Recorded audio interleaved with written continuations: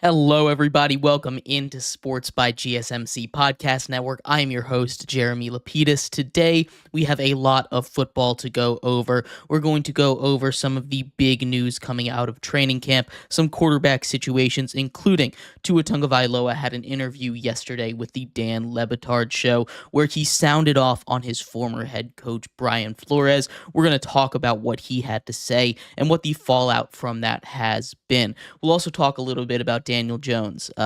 He had, to put it mildly, an atrocious preseason game. We're going to talk about where he stands right now with the Giants, what I've heard some people saying, some overreactions that I've heard, and what I think the Giants should do about Daniel Jones. Before continuing our college football preview today, taking a look at the SEC and finishing off the AFC West today with the Raiders hiring interim coach Antonio Pierce. We'll see what he can do with a full season of work under his belt now. We're going to take a look at all of that and more, but before we start, remember, if you would like to be an even bigger part of the show than you already are, all you need to do is go to GSMCPodcast.net. Leave a tip or donation with a message in it. That message should pop up on the bottom of the screen for you, me, and everybody else around the world to see. If you are on YouTube, you can also use that super chat feature. It should pop up, again, on the bottom of the screen. If you have a burning question about sports, anything at all that you would like to ask, go ahead and throw that in the comments, throw it in the chat. I will get to it as soon as I possibly can. I appreciate everybody so much for sticking around, talking some sports with me here on a beautiful Tuesday afternoon. Like I was saying, we are going to start off our show today with one of the biggest storylines in football right now, which is the Tua Tagovailoa comments on Brian Flores. So if you are unaware of the situation, this is a little bit of a messy situation. It goes back to 3 years ago when Brian Flores was fired unexpectedly. Completely honest, he was coming off of a couple of uniquely successful seasons for where the Dolphins were supposed to be, seemingly raising the performance of everyone, but he gets let go, and there's a whole lawsuit. Obviously, if you are aware with the situation at all, he ends up trying to sue the NFL for wrongful termination, saying it's discriminatory and stuff. This sheds a little bit more light on that situation. Tua comes out on the Dan Lebitard Show and says, in fewer words, he was basically saying, I don't belong. He came out and he said every day he would wake up and be told someone else should be there. It's just not a good feeling. And when Mike McDaniel came in, he believed in Tua, and it coincides with this switch up in his success, in his ability to play football. Obviously, there's a lot more to that than it, and we can start off outside of the coaching, which, starting with Brian Flores here, right? There are many ways to coach players, right? And I think that's kind of been the consensus coming out of this interview, the consensus coming out of it. Tua, that was not the way to coach him, but Brian Flores did a press conference today. He's currently defensive coordinator for the Minnesota Vikings. He was flanked by two of the most important members of the Minnesota Vikings defense. They were out there kind of acting like his bodyguards. And he said that meant a lot to him, that these guys believed in him, that they were there to stand up for him, stand with him when he was receiving all of this criticism for the way that he treated Tua, which, not to sweep that under the rug, is awful, right? You have to understand there's that, some people need to be coached like that. They need that kind of hater energy in them to be motivated. But as your coach, as for Tua, it seems he needs someone to believe in him, and that was just not getting through from Brian Flores. I think there are certain worlds where this works, and we're kind of getting, I think, a light shined into the reason why a lot of the Bill Belichick coaching tree didn't pan out. Because with Bill Belichick, you had Tom Brady, a guy that seemingly responds to and is fueled by his haters, right? And if you have your biggest hater in the room with you, and I'm not saying that Bill Belichick was his biggest hater, but in a way, if he was coaching like this, and it seems like he kind of was, that would fuel Tom Brady to be at his peak, to always be proving him wrong, right? But that's not how everyone is wired. And there's different ways to coach different people. Tua is not wired the same way. You can't just come into most guys. I know that I wouldn't appreciate it if a coach of mine was like, hey, you know what? You don't belong here. You shouldn't be here. And it was very clear that he didn't want him, regardless of this coaching style or not. I think this was more personal for him because if you remember back to Tua's draft, there was a discussion between Tua and Justin Herbert. And the owner, Stephen Ross of the Dolphins, said that he really wanted Tua. And that's obviously the owner gets what he wants. But clearly it seems like Brian Flores wanted Justin Herbert. Now, who's to say who's right? Both of them have turned out pretty solidly in the NFL. Justin Herbert seems like he's the better quarterback right now, but he hasn't been able to be put up. He's been basically just as successful in his career when you go by wins as Tua. Now, Tua's struggled with injury. He's struggled with less around him until recently, which is another reason why we've started to see the Tua unlock. Not just because you have a coach that believes in him, but because there's a certain guy on his team now named Tyreek Hill. Tyreek Hill wasn't there before. And I think, in all honesty, if Tyreek Hill was there when Tua was under the tutelage, of Brian Flores, this would be a completely different conversation. I don't know if we would be having this conversation right now because I do think that Tyreek Hill is a guy that is raising everyone around him in that offense, and a lot of it has to do with the scheme. And it sucks that Tua had to go through that. It sucks to not have someone believe in you, someone who is your boss, basically, come in and say, hey, you suck, I don't want you here. That's not what you want to hear. And it really is a shame that he had to go through that. So I feel for him. But this shouldn't be just a complete bashing of Brian Flores, right? Brian Flores clearly is a good football mind, and maybe he had some kind of personal vendetta against Tua, but it seems like that is an outlier. It seems like that's not the kind of person he is.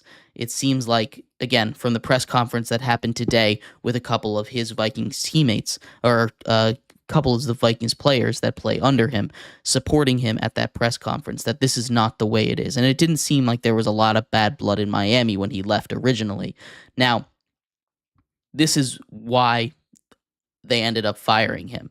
If you remember back to when he was originally fired, there was a whole suit around him being wrongfully terminated, it being a discrimination thing. It led to the strengthening of some hiring laws for diversity and stuff, hiring rules for diversity in the NFL, and that's all well and good. But you have to go back and take a look at that because there was obviously reporting of this, but that was kind of the lesser story at the time. And I think this provides a lot more vision on what actually happened. Again,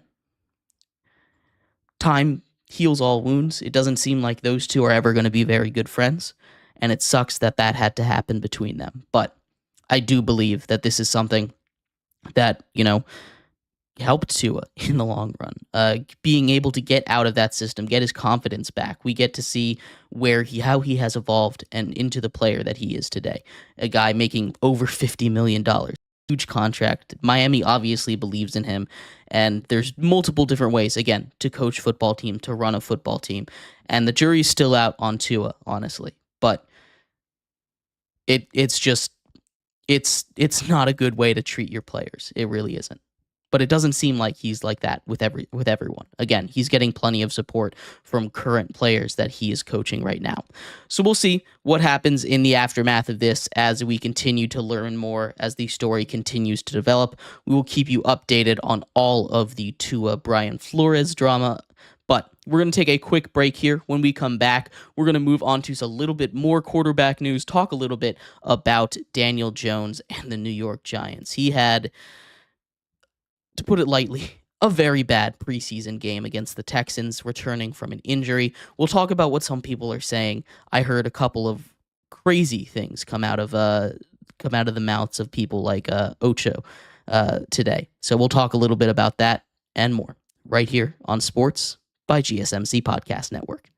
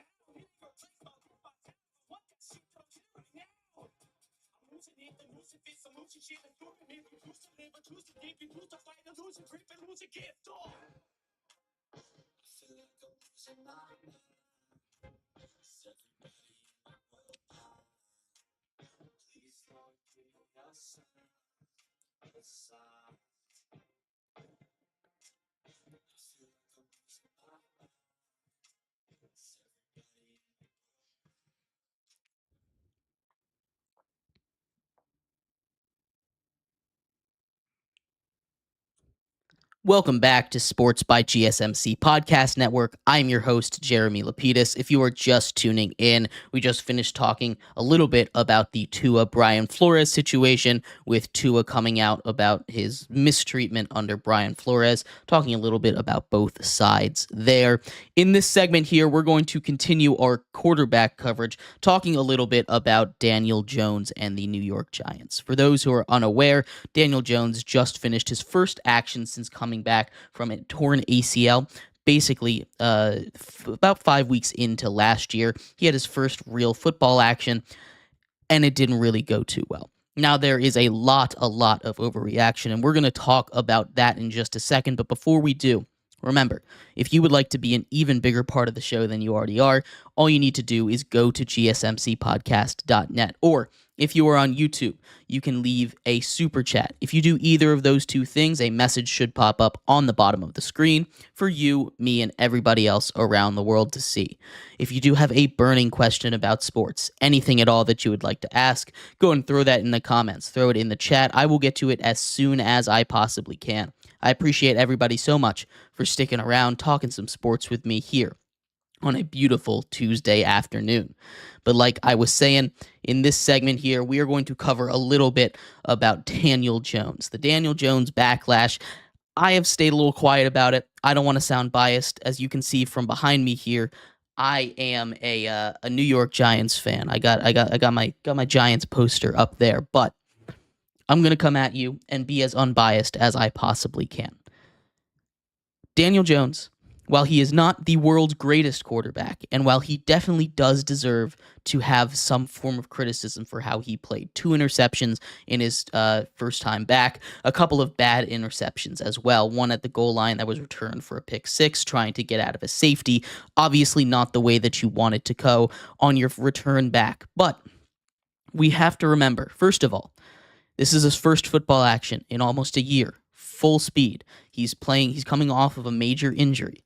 Now, that's not an excuse for how he played. He still played bad. He's an NFL vet. And a lot of this has to do with the fact that he got a big contract. Now, I understand. Again, I'm not trying to sit here and tell you Daniel Jones doesn't deserve criticism. What I am saying is, let's pump the brakes a little bit, all right? Let's calm down. He isn't the worst quarterback in the league. Sure, he's not a top top 10, top 15 quarterback, probably not even top 20. But he's not the worst quarterback in the league, and people need to stop treating him like he is.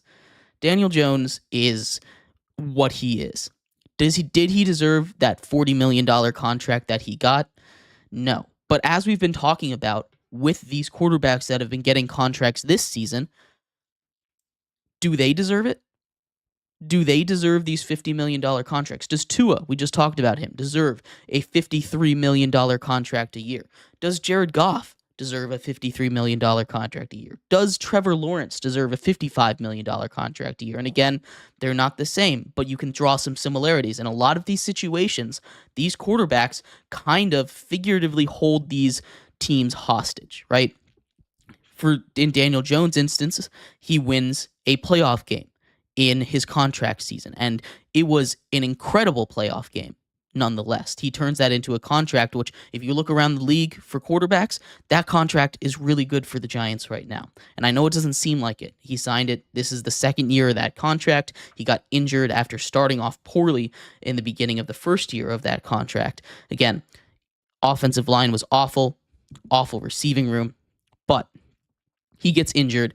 It doesn't look good. And I'm not saying he's good, again, but the Giants have an out after this year. And what I've seen from a lot of people is bench him. Bench him. I heard Emmanuel Acho say that today. I heard him say bench Daniel Jones.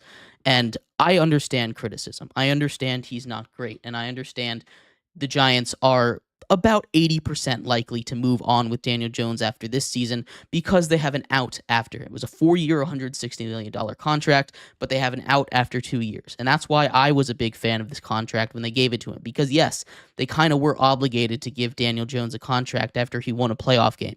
But they didn't tie him down for the long term. They just said 2 years with the ability to make it 4. We have the out after 2. And I think that was very smart of them. I think this is why we see now why they did a contract like this. But this, again, is kind of a contract year for Daniel Jones. When it comes to the conversation around him, they say bench him. That is ridiculous to me. Now, if you're just purely looking at it from a standpoint of, is he going to win you a lot of football games? No. But who are you going to replace him with? You go look at the free agent quarterback market, the best guy available, and really the only guy that I would trust to play any meaningful snaps that's left out there is Ryan Tannehill, right?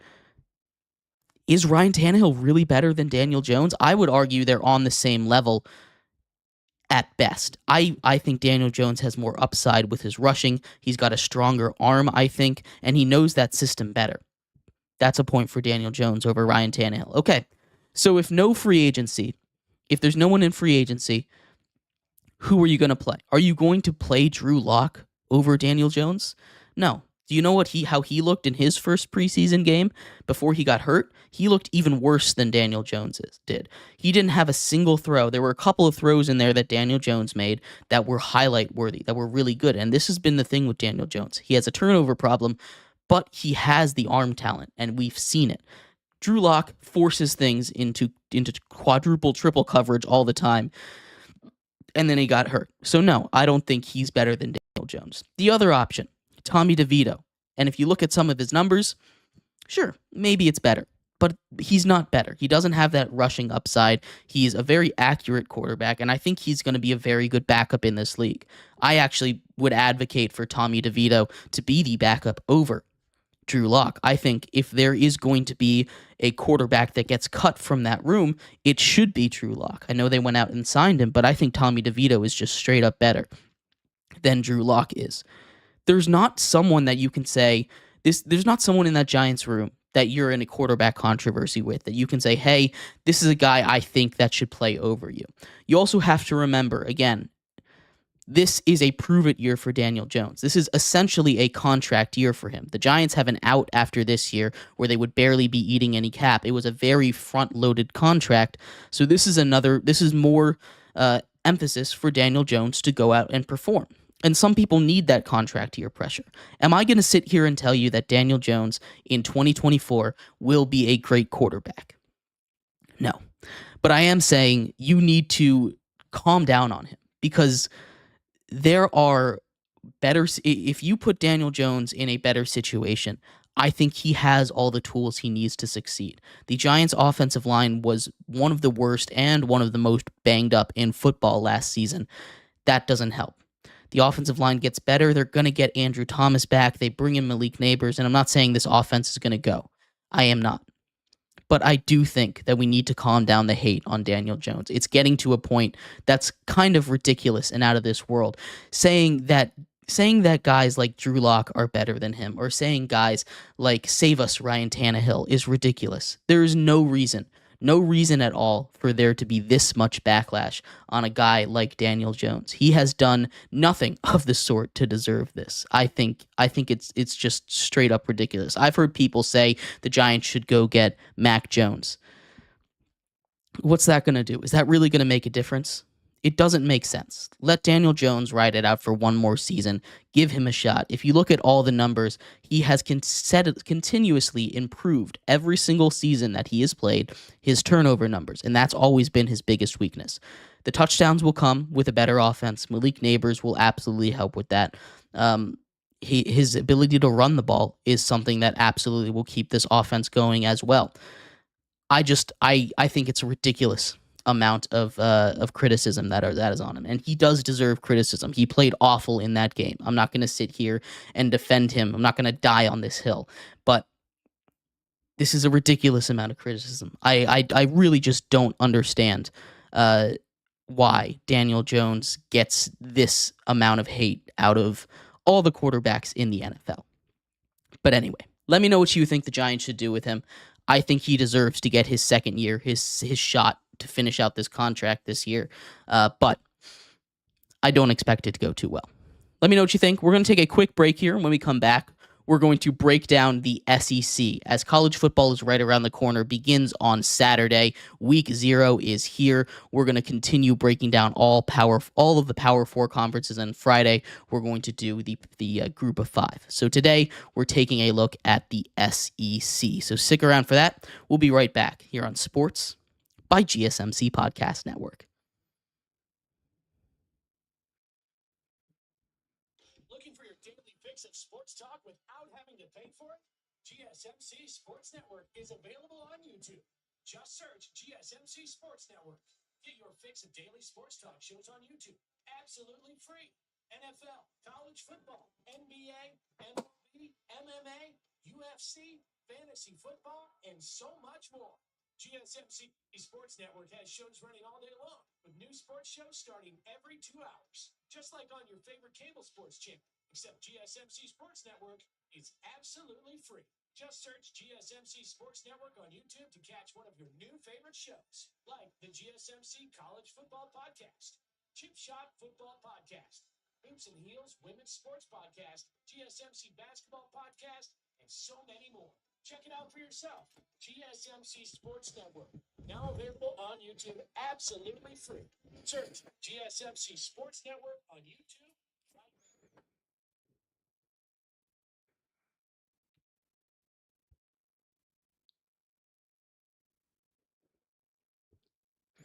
Welcome back to Sports by GSMC Podcast Network. I'm your host, Jeremy Lapidus. If you are just tuning in, we've gone over a couple of quarterback situations so far on today's show, including Daniel Jones and the backlash he's been getting in the media for a poor performance in the preseason. We talked about how I feel like it's gone at least, not a little, but a lot overboard, in my opinion. We also talked about the Tua Tagovailoa situation surrounding his comments about his former coach, Brian Flores. In this segment here, we're heading down to the world of college football, taking a look at our second of the Power 4 conferences, arguably the power conference in the world of college football right now, the SEC. But before we get into that, remember, if you would like to be an even bigger part of the show than you already are, all you need to do is go to gsmcpodcast.net. Or if you are on YouTube, you can use that super chat option right next to the chat. If you do either of those two things, a message should pop up on the bottom of the screen for you, me, and everybody else around the world to see. If you do have a burning question about sports, anything at all that you would like to ask, go and throw that in the comments, throw it in the chat. I will get to it as soon as I possibly can. I appreciate everybody so much for sticking around, talking talking some sports with me here on a beautiful Tuesday afternoon. But like I was saying, we are going to get into the world of college football here, talking a little bit about the SEC. And like we did with the Big Ten yesterday, we're going to start off with the contenders. Right now, in the SEC, out of the top 25 teams, there are currently 8 in the top 25. 9, excuse me. I forgot all about the Texas A&M Aggies. They're ranked at 20. There are 9 teams in the top 25, by far the most out of any conference, headlined by number 1 overall in the AP preseason poll, the Georgia Bulldogs, a team that alongside the Ohio State Buckeyes, I think are the 2 biggest threats to win the national championship this year. This is going to be an interesting year, not just in college football, but in the SEC. Obviously, lots of shakeups. We had maybe the biggest move of 2 of the biggest brands in college football to the SEC in Texas and Oklahoma, both officially moving over this season, both ranked in the top 20, with Texas as the second biggest contender in the SEC, behind Georgia, ranked at number 4, making the playoffs last season, returning a lot of talent, including their quarterback. Still having Arch Manning back there if anything goes wrong. This is a stacked Texas team as well. Alabama comes in at 5.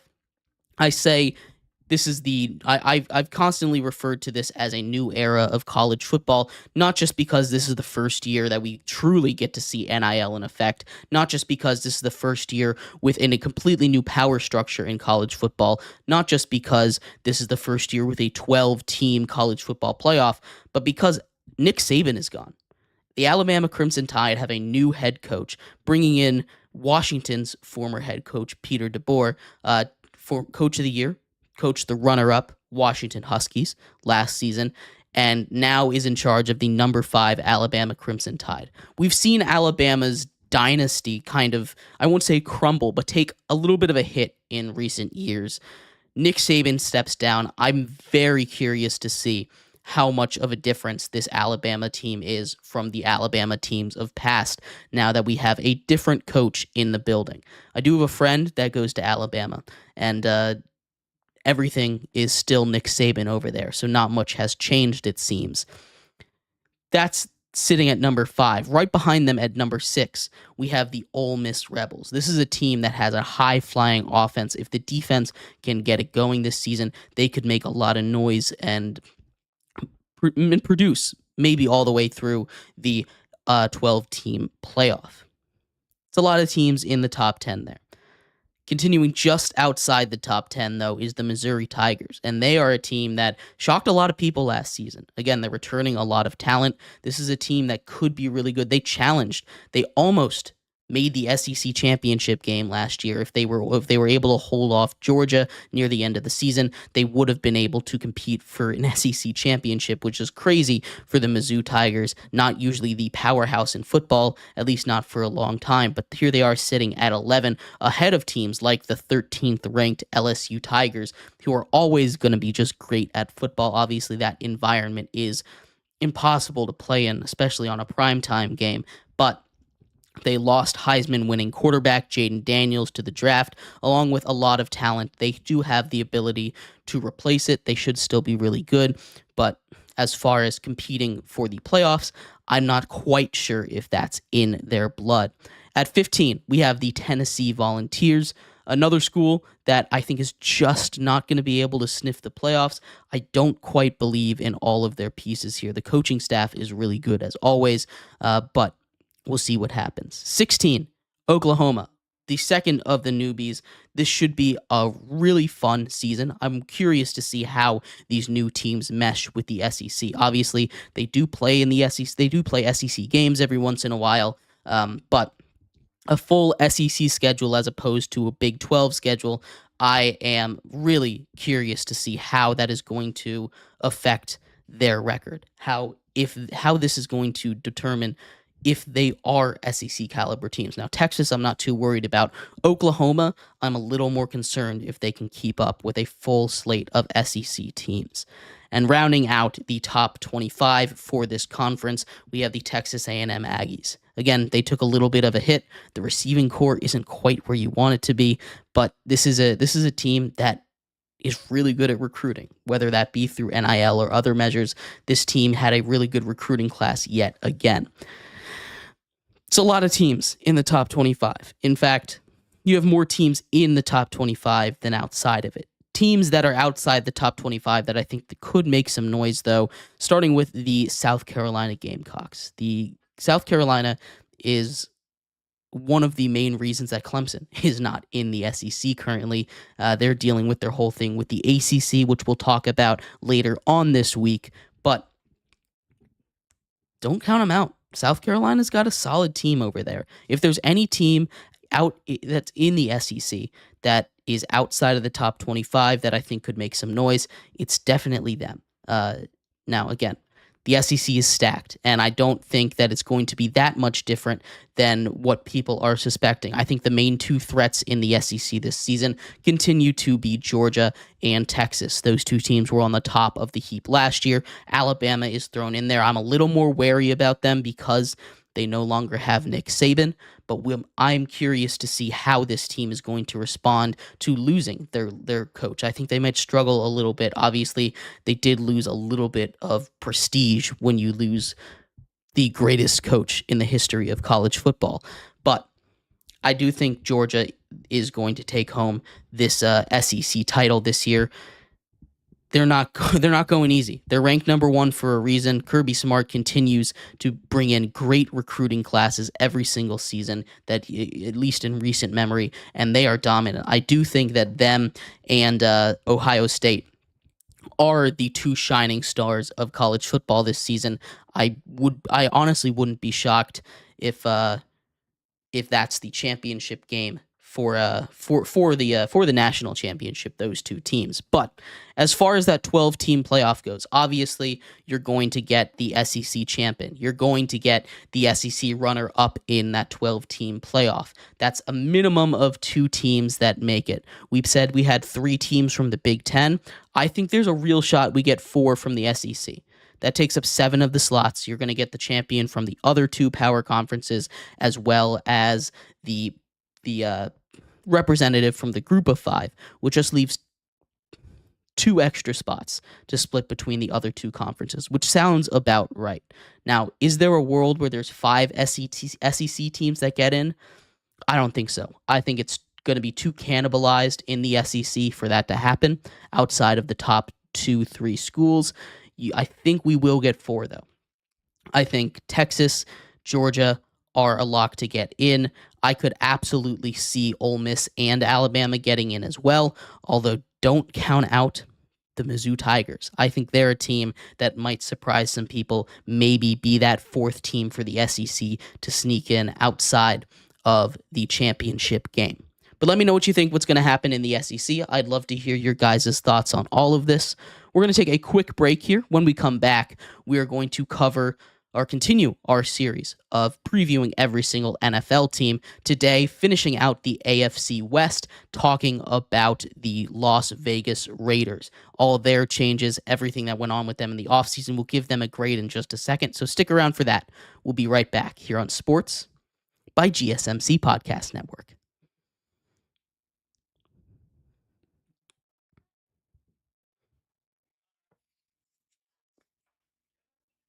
For the best and latest podcasts available anywhere, go to the podcast app on your cell phone and type in GSMC to access free content-rich podcasts on health and wellness, book reviews, sports, entertainment, relationships, social media, movies, technology, finance, and even weird news. Subscribe and download the GSMC Podcast Network's family of shows, available everywhere podcasts are found.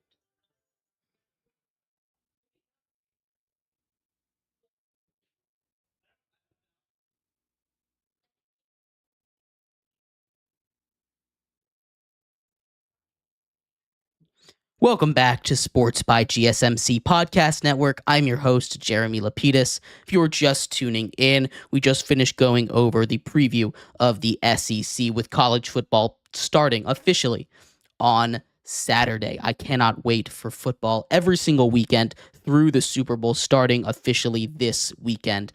I am very, very excited for it. We also talked about some quarterback dilemmas in the NFL, including what the Giants should do about Daniel Jones, what the media has been overreacting about him, and of course, the Tua situation with his former head coach, Brian Flores. In an interview with Dan Lebitard's show on Monday, he came out and talked about how he felt like he was being mistreated by the coaching staff and how the new coaching staff has really helped him succeed in the NFL.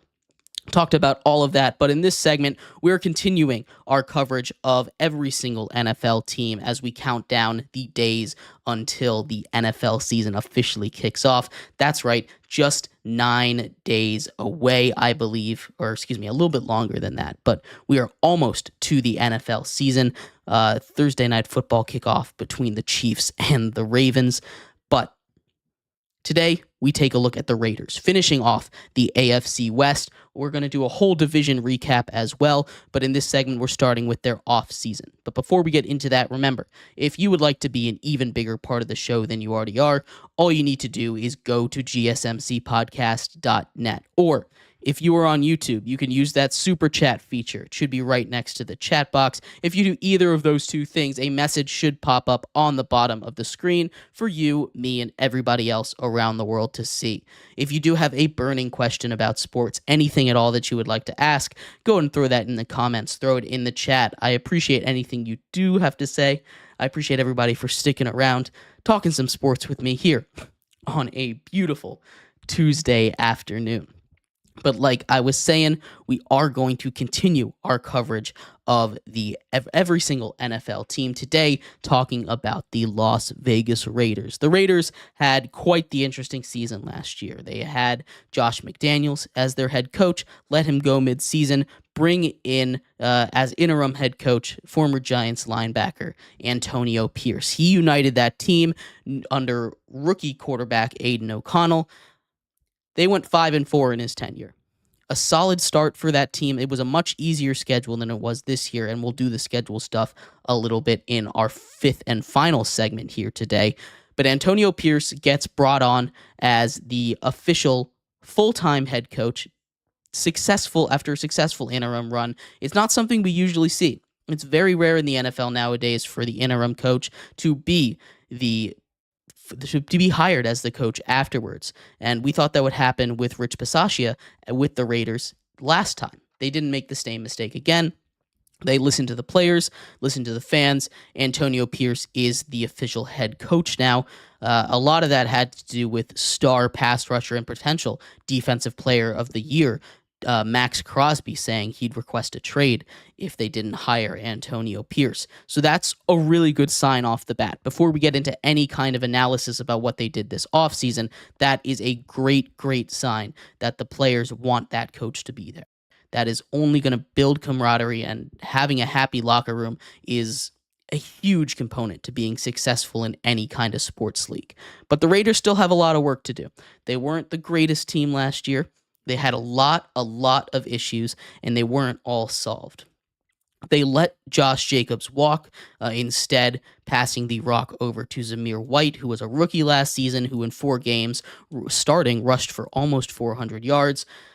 It's not a great offensive line, and they did have a quarterback controversy in camp. It got answered over the weekend. The choice between veteran, I guess at this point, journeyman quarterback Gardner Minshew, only 28 years old, and former and rookie from last season who started a bunch of games, Aiden O'Connell. And for what it's worth, those two guys are very similar. We did a whole segment comparing those two in, I believe, yesterday's show. But this is probably the right choice, I believe. The other big move of the offseason for the Las Vegas Raiders was acquiring star on the second biggest contract that was given out in the entirety of NFL free agency over $110 million for him. That is going to be a nasty defensive line. Pairing him up with Max Crosby, we already talked about how good Max Crosby could be, a potential defensive player of the year. You take a look at that defense now. Again, the center pieces, Max Crosby and Christian Wilkins. You have a couple of other solid pieces, including Jack Jones, Marcus Epps, and Nate Hobbs in the secondary. But the rest of it isn't great. This is going to be a deadly pass rush, but the passing defense isn't going to be too much to look at. This is a team with a lot of holes. I do really like what they did in the draft, though. They were able to, first of all, get great value, getting tight end Brock Bowers. I know they drafted a tight end in Michael Mayer last season in the second round, but Brock Bowers is a guy that can play that Travis Kelce role, that wide receiver that is a tight end role, that extremely versatile role that everyone is looking for nowadays. Brock Bowers is that guy. He looks to slot in there. Their second round pick also was one of my favorite interior linemen in Jackson Powers Johnson out of Oregon. They have him listed as a backup. I would be surprised if he doesn't start, if not at center, then at a guard position. He is one of the most complete linemen in the draft, and he is going to be a huge part of any kind of running game that they want to have. They also brought in Alexander Madison, who was a longtime backup in Minnesota, became a starter. Wasn't really his role, but he has always been a very solid backup to back up Zamir White in his second season. This is a team that has, yes, a lot of holes. This is a team that needs a lot of help, but they still have Devontae Adams, right? They still have a quarterback that I trust in Gardner Minshew, a guy who has been getting a lot of Ryan Fitzpatrick comparisons, and I think that's a very accurate kind of comparison. He's been a journeyman guy playing with a bunch of teams. He's always been pretty successful wherever he goes, almost leading the Colts he led the Colts to the doorstep of the playoffs last season. The wide receiver core is solid. Again, Devontae Adams, Jacoby Myers. That's a great 1-2 punch. We saw that work. You always have Aiden O'Connell and if Gardner Minshew doesn't work out. You have Brock Bowers at tight end. Wide receiver 3 is a little bit of a mess. Right now, it looks like it's Trey Tucker, who's made a lot of plays in the preseason, connecting on a lot of deep balls from Gardner Minshew so far.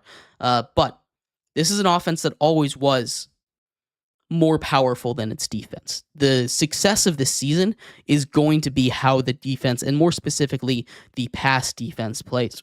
Really, everyone outside of that off defensive line is a question mark for them. We'll have to see what happens, though. I do think that this team can be improved from last season. Right now, the line for their win total currently is set at 6.5. So Vegas doesn't really believe in them. They, again, have a tougher schedule like everybody else in the AFC West. They have to take on the AFC North, a really tough division to take on, as well as, just generally a tougher schedule. Lots of new stuff.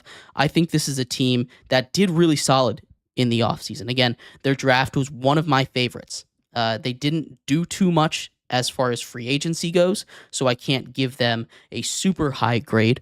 I would have given them probably a B+ for their draft, getting a lot of value, especially in the first and second rounds. But outside of that, there's not a lot of guys that I expect to be there's not a lot of guys that I expect to be, key contributors really quickly in this league. Now, outside of the draft, which again, I think they killed, the offseason was just meh. So I'm going to bring them down to a B- for their whole offseason. Again, I really did like what they did with a new kind of changing of the guards in Las Vegas. There's a lot of good. They're set up to potentially compete for a wild card spot in the AFC. And if they were in the NFC, I'm being honest, if they were in the NFC, I think they might be a playoff contender. But they're in the AFC. They've got a tough schedule. They've got to play the Chiefs twice.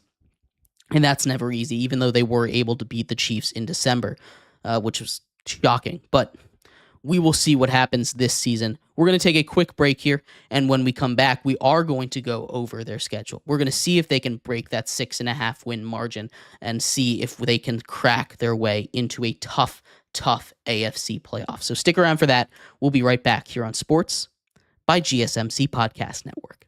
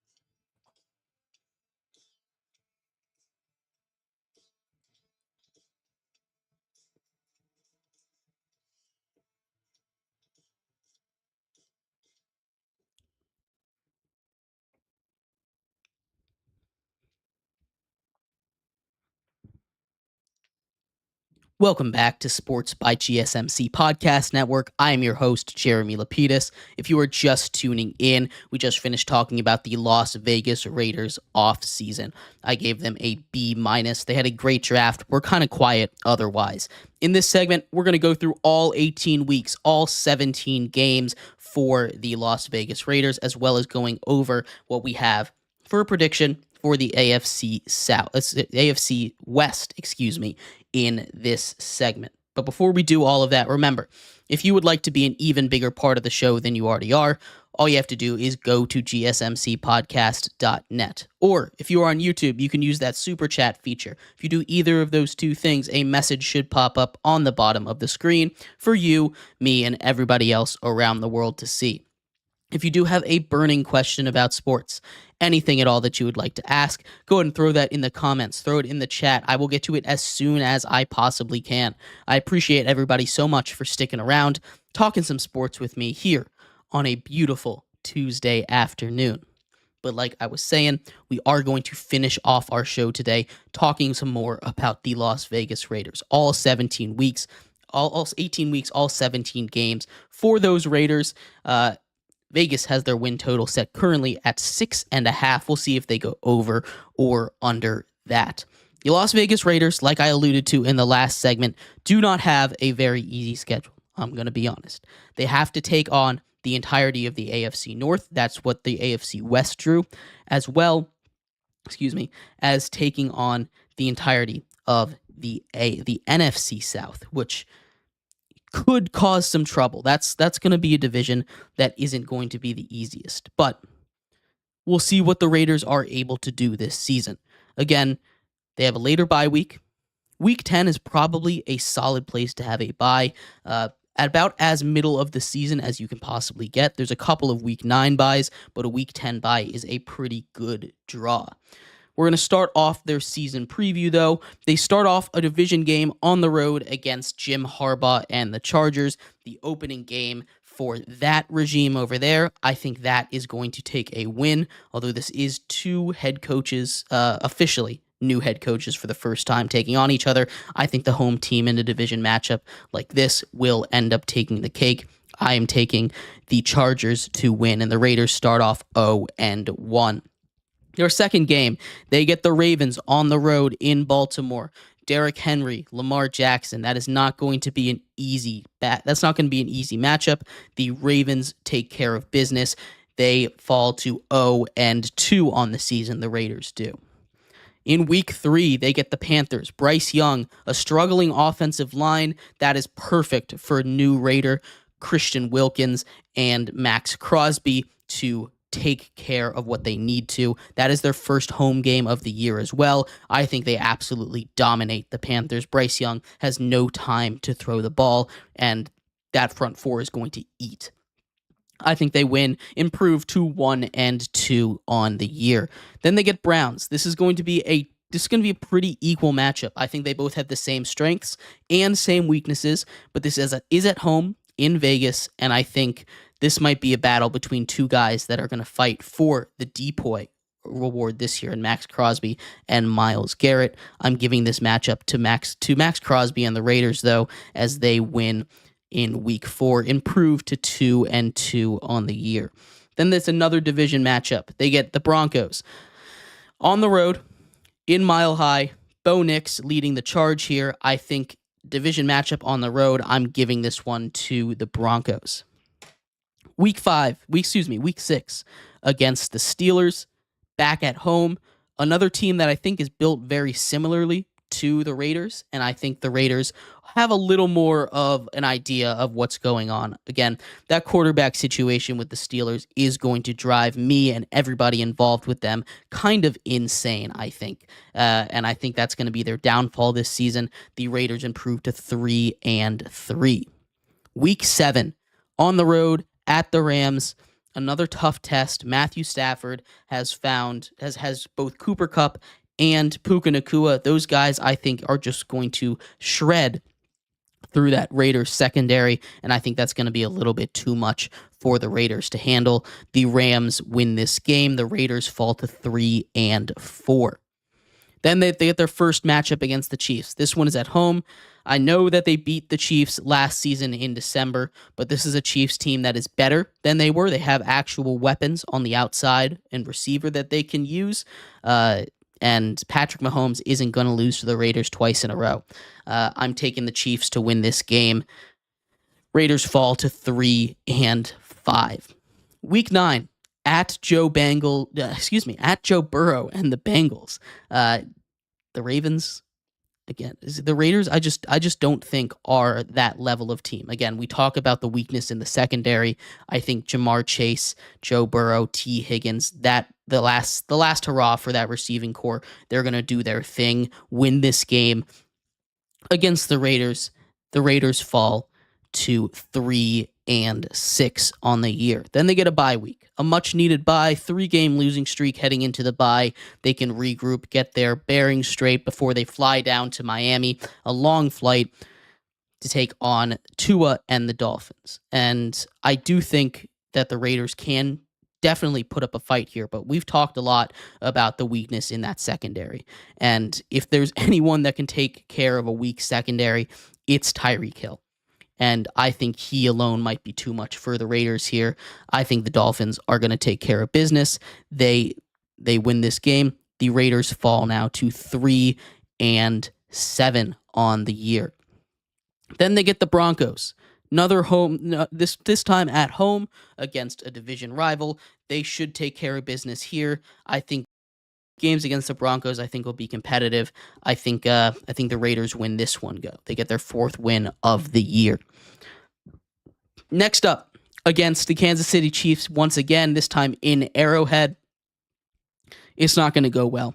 Patrick Mahomes owns this division. He barely ever loses in division, and he barely ever loses at home against division opponents. He barely ever loses, period. But the Chiefs are going to win this game. The Raiders fall once again. Then they get the Bucs on the road against Baker Mayfield. I do think that they are going to be able to pull this game out. This one, I think, is just a really close game either way. Same thing with the next week. That goes against the Falcons. This one is at home. I had this one labeled differently before, but I think with the Falcons' new additions on defense, I think that's going to be just enough to push them over the hump as the Falcons win this game. And the Raiders fall to 5-9 on the year. Then they get the Jaguars. Again, another game that I think could go back and forth, but I think the Trevor Lawrence and I think Brian Thomas is going to be a really solid receiver in this league. He's going to take care of business there. The Jaguars win this game as well, and the Raiders fall to 5-10. At this point, eliminated from playoff contention, they get the Saints on the road. that Saints defense is looking really good this preseason. This is a Saints defense that means business. This is a Saints defense that can put you in your place. And this is a Saints defense that you don't want to mess with. I'm taking the Saints to win this game. And then they close out the season against the Chargers. The way it started, again, both of these teams are just playing for pride at this point, but I think Jim Harbaugh is going to have his guys ready, and I think they're going to win this one. The Raiders finish up the season at 5-12 on a 4-game losing streak. I don't know what this means for the future. Again, this is a Raiders team that I think has a lot of promise. This is a Raiders team that has potential to be very good. There's a bunch of games that can go back and forth, and I think I was a little harsh on the Raiders when I was doing this prediction anyway. I think 5-12 is about their floor. I think their ceiling, you're looking at a team that's going to go 8-9, somewhere in that range. Now, I don't think they make the playoffs either way. I do think that Antonio Pierce will probably lose his job if he finishes anything less than 7-10. But we'll see what happens. I think Devontae Adams is off of this team by the trade deadline if this is the way the season goes. And I think they're going to go full rebuild mode, let Aiden O'Connell take the reins as well. At least some point through this season. So we will see what happens with the Raiders. We have finished up with the AFC North, with the AFC West, though. So we're going to do a little rundown of what we have in this division. In 4th place, we have these very same Las Vegas Raiders. I do have them going 5-12. I have them losing the tiebreakers to the Chargers here, who will also go 5-12. Both of them finish last place in the division. I have the Broncos at 5-12. Both of them finish at last place in the division. In 2nd place, I have the Chargers. They go 6-11. Again, not a great look for anyone else in this division other than the Chiefs. Neither of those 3 teams are making the playoffs in what is a very stacked AFC, an AFC that I think you have to win 10 games to make the playoffs in minimum. So it's tough to make the playoffs, but that's just how it goes. And of course, the Kansas City Chiefs, I have winning the division. They go 13-4 en route to the number 1 seed in the AFC. Once again, looking for that three-peat. But anyway, of the Raiders, what record do you have them going? I'd love to see your thoughts. Go and throw that in the comments. In our next show, we are finishing up. We only got 1 division left. Can you believe that? The NFL season is right around the corner, and we only have 1 division left. The AFC North. Save the best for last. One of the most competitive divisions in football. So in the next couple of days, throughout the next couple of weeks, we are going to finish up our full predictions as we get ready for the NFL season. Up next, the Cincinnati Bengals tomorrow. But thank you, everybody, so much for tuning in to today's episode of Sports by GSMC Podcast Network. I have been your host, Jeremy Lapidus. Like I said, tomorrow, we're taking a look at the Cincinnati Bengals. We're going to take a look at the ACC tomorrow, as well as any other major breaking news from around the world of sports. Appreciate you all tuning in. We'll be back here same time, same place on Wednesday, and I will see you then. Have a good one. Bye-bye.